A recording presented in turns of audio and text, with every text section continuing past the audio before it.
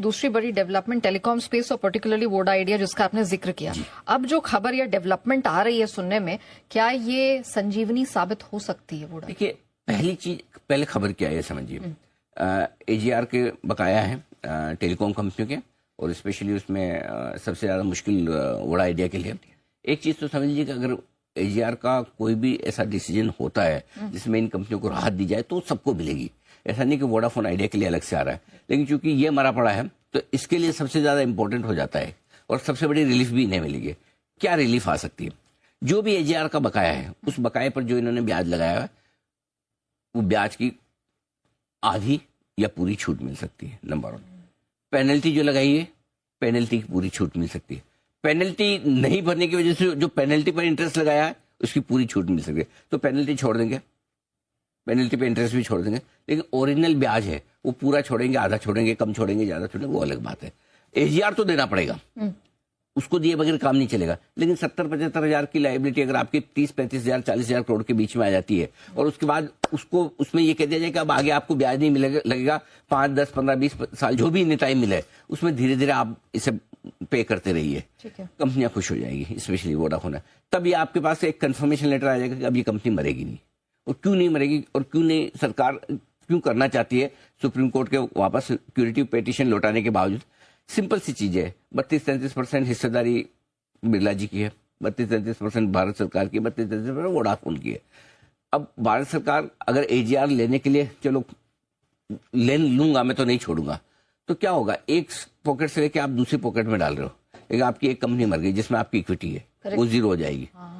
Right. सो कोई फायदा नहीं है सरकार के लिए। सरकार के लिए ज्यादा जरूरी है, मजबूरी समझो या उनकी चॉइस समझो, या इतना बड़ा भारत है जिसमें आपको डिजिटल इंडिया को अगर बड़ा करना है तो आपको 2 बड़े टेलीकॉम ऑपरेटर से काम नहीं चलेगा। राइट। आपको ज्यादा चाहिए। आज भी इतना सब खराब होने के बाद 17-18% मार्केट शेयर पे तो बैठा है Vodafone idea. So I think ये रिवाइवल करना और उससे कंपनी को बनाए रखना ज्यादा सेंसिबल है। इसलिए शायद सरकार हो सकता है बजट में या बजट के पहले इस तरह की चीज लाए। अब कब आएगी, किस फॉर्म में आएगी, कैसे आएगी, किसी को पता नहीं, लेकिन अगर ये आ जाती है राहत तो वोडाफोन आइडिया के लिए सबसे ज्यादा पॉजिटिव होगी। टेलीकॉम सेक्टर, आपको याद होगा हमने साल भर पहले से बोला 2 साल के लिए टेलीकॉम सेक्टर पर ओवर वेट हो जाइए। चाहे आपको भारती पसंद हो, क्वालिटी में, तो भारती भी वहां से दूना हो चुका है, 800 का 1600 हो चुका है। करेक्ट। तो मुझे लगता है यहाँ से भी टेलीकॉम सेक्टर बहुत अट्रैक्टिव है इस साल के लिए। रिस्क रिवॉर्ड के लिहाज से अगर आप वोडा आइडिया पूछेंगे तो 7 रुपए से ज्यादा की रिस्क नहीं है। 7 से 8 रुपए की रेंज में लगातार बार बार बड़ा सपोर्ट रहता है। ऊपर में इसकी बड़ी रुकावट की रेंज आएगी 11 के आसपास, जहां पर ऑफर फॉर सेल था वो कॉस्ट आती। काफी लोग ऐसे होंगे जो एक बार निकलने की कोशिश करें, जान छुट्टी लाखों पाए। सही बात है। उसके बाद 14-15 रुपए की रेंज ऐसी बनेगी जहां पर लोग निकलना चाहेंगे। तो देखिए, अब ये है कि हर घर आइडिया है। दुनिया में सबसे ज्यादा शेयर होल्डर किसी एक कंपनी में तो वोडाफोन आइडिया है।